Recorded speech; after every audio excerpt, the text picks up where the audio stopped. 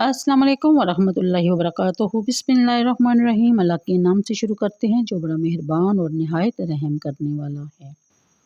पारा नंबर 26 सूरह मोहम्मद सल्लल्लाहु अलैहि वसल्लम की आयत नंबर 4 के मुताबिक, और अगर अल्लाह ताला चाहता तो खुद इनसे बदला ले लेता, लेकिन वो आजमाना चाहता है तुम्हें बाज को बाज से। और जो मार डालेगी अल्लाह की राह में, बस अल्लाह इनके अमाल ज़ाया नहीं होने देगा और वो पहुंचा देगा इन्हें बुलंद मदारज पर और संवार देगा इनके हालात को और दाखिल करेगा इन्हें बहश्त में जिसकी पहचान इसने इन्हें करा दी थी। फिर बयान फरमाया गया, ए ईमान वालो, अगर तुम अल्लाह के दीन की मदद करोगे तो वो तुम्हारी मदद फरमाएगा और मैदान जहाद में तुम्हें साबित कदम रखेगा। और जिन्होंने हक़ का इनकार किया, खुदा करे कि वह मुँह के बाल औंधे गिरें और अल्लाह इनके अमाल को बर्बाद कर दे। ये इसलिए कि उन्होंने ना पसंद किया जो अल्लाह ताला ने नाज़िल फरमाया था, बस इसने ज़ाया कर दिए इनके अमाल। तो क्या उन्होंने सैर व सियाहत नहीं की ज़मीन में ताकि वो खुद देख लेते कि कैसा इंजाम हुआ उन मुनकरों का जो इनसे पहले गुजरे। अल्लाह ताला ने इन पर तबाही नाज़िल कर दी और कफ़ार के लिए इस किस्म की सज़ाएँ ही हैं। ये इसलिए कि अल्लाह ताला अहले ईमान का मददगार है और कफ़ार का कोई मददगार नहीं। बेशक अल्लाह ताला दखल फरमाएगा जो ईमान ले आए, इन्हें नेक अमल करते रहे और सदाबहार बागात में रवां हैं जिनके नीचे नहरें। तफसीर के मुताबिक यानी अल्लाह ताला चाहता तो तुम्हें ज़हमत जहाद ना देता और ख़ुद बहुद इन सरकशों का गरूर खाक में मिला देता, लेकिन इसकी हिकमत का तकाजा ये है कि मैदान कारसर गर्म हो, अहले हक को सर बुलंद करने के लिए सरदार की बाजी लगाएं, कफ़ार व मुनकरीन बातिल का बोल बाला करने के लिए अपना सब कुछ दाव पर लगा दें। सब दुनिया को पता चल जाए कि मोमिन और काफिर में कितना फ़र्क है, मोमिन का मकसद हयात कितना बुलंद और पकीज़ा है और काफिर का मुद्दा कितना हसीस और जलील है। ओहद के मौक़ा में मुसलमान कसरत से शहीद हुए, ज़ख्मी हुए। अबू सुफियान ने खुशी से दीवानावर नारा लगाया, हुब्लू जिंदाबाद, जिनको मुसलमानों ने जवाबी नारा लगाया, अल्लाह ताला बुजुर्ग और बुलंद बालातर है। अबू सुफियान ने कहा कि ये दिन बदर का बदला हुआ और लड़ाई का पांसा पलटता रहता है। हजूर ने इरशाद फरमाया, ए फर्जंदान इस्लाम, इससे कहो तुम हमसे बराबरी का दावा कैसे कर सकते हो? हमारे मकतूल अल्लाह ताला के यहाँ जिंदा हैं और तुम्हारे मकतूल दोज़ख का ईंधन। मुशरिकीन ने कहा कि इन्ना लानाल उज़्ज़ा वला उज़्ज़ा लकुम, यानी कि हमारा उज़्ज़ा है और तुम्हारे पास कोई उज़्ज़ा नहीं।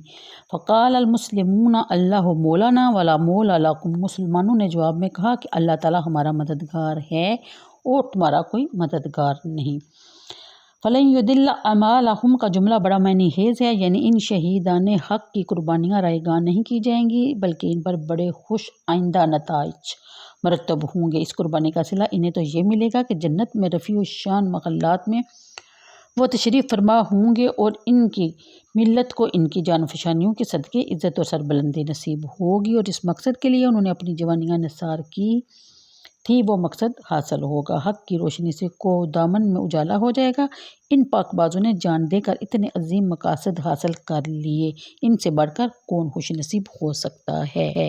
अगली आयत में यानी जन्नत और रज़ा इलाही की ज़िशान मंजिल तक इन्हें रसाई हासिल हो जाएगी। राह की रुकावटें दूर कर दी जाएंगी, फासले सिमट कर रह जाएंगे और इनके हालात संवर जाएंगे।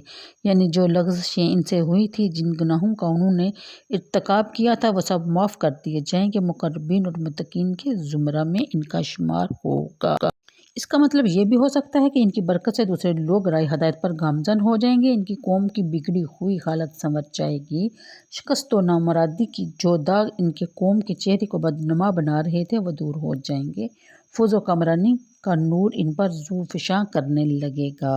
जब जन्नत में कदम रंजा फरमाएंगे तो अपने महल्लात की तरफ इस तरह जाएंगे जैसे वो मुद्दत से यहीं आबाद थे।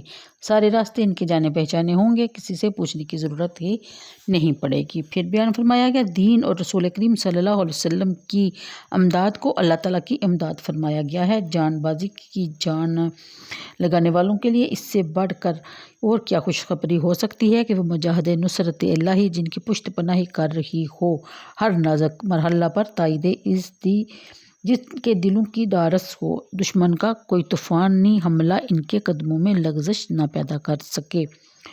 تو ایسے جان بازو مجاہدوں کو دنیا کی کوئی طاقت شکست نہیں دے سکتی۔ شرط یہ ہے کہ یہ جنگ وہ دنیاوی مفادات کے لیے نہ کریں، یہ خون ریزی کسی حقیر مقصد کے لیے نہ ہو، محض اللہ تعالیٰ کے نام کو بلند کرنے کے لیے ہو اور دین حق کو غالب کرنے کے لیے ہو۔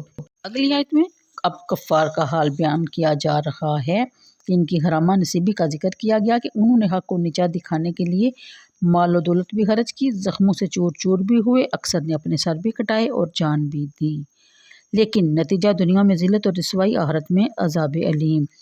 اتنے زیرک اور تجربہ کار ہو کر کیوں منہ کے بل گر کر رسوا ہوئے؟ کیوں ان کی قربانیاں رائے گاں کی گئی؟ اس کی وجہ بتا دی گئی کہ انہوں نے حکام الہی کو ناپسند کیا تھا، جن اعمال سیاہ کہ وہ ہوگر ہو چکے تھے، انہیں چھوڑنے پر اماندہ نہ ہوئے، نتیجہ یہ نکلا کہ ان کی ساری زندگی ضائع ہوگی۔ پھر بیان فرمایا گیا کہ وہ متعدد ممالک کی سیاحت پر گئے، انہوں نے پہلی بدکار قوموں کے اجڑے ہوئے کھنڈرات بھی دیکھے۔ اللہ تعالیٰ نے جس طرح ان کو نیست و نابود کیا تھا اس سے بھی وہ بے خبر نہیں، لیکن انہوں نے خود سیر و سیاحت سے کوئی عبرت حاصل نہ کی اور ان پر بھی وہی عذاب نازل ہوا جو ان سے پہلے ان جیسے کفار پر نازل ہو چکا تھا۔ پھر بیان فرمایا گیا کہ اعمال اور جدوجہد اپنے ظاہری صورت کے اعتبار سے تو یکساں تھے، اہل ایمان نے بھی مال خرچ کیا اور انہوں نے بھی مال خرچ کیے، وہ بھی میدان جہاد میں زخمی ہوئے، یہ بھی زخمی ہوئے، انہوں نے بھی شمع حق پر جانیں قربان کی اور انہوں نے بھی سر کٹائے۔ پھر کیا وجہ ہے کہ نتائج بالکل مختلف رونما ہوئے؟ بتا دیا کہ اللہ تعالیٰ اہل ایمان کا حامی و ناصر تھا، اس کو راضی کرنے کے لیے انہوں نے یہ سب کچھ کیا، سو اس نے اپنے مخلص بندوں کی تائید و حمایت کی، اور ان کفار کا نہ اللہ تعالیٰ پر ایمان تھا نہ اس نے ان کی دستگیری کی۔ جن بتوں کو انہوں نے اپنا معبود بنا رکھا تھا وہ ان کے کسی کام نہ آئے، اس لیے نتائج کا اختلاف ایک طبعی امر ہے۔ تو آج کے لیے اتنا ہی، مجھے دیجیے اجازت، دعاؤں میں یاد رکھیے گا۔ اللہ حافظ۔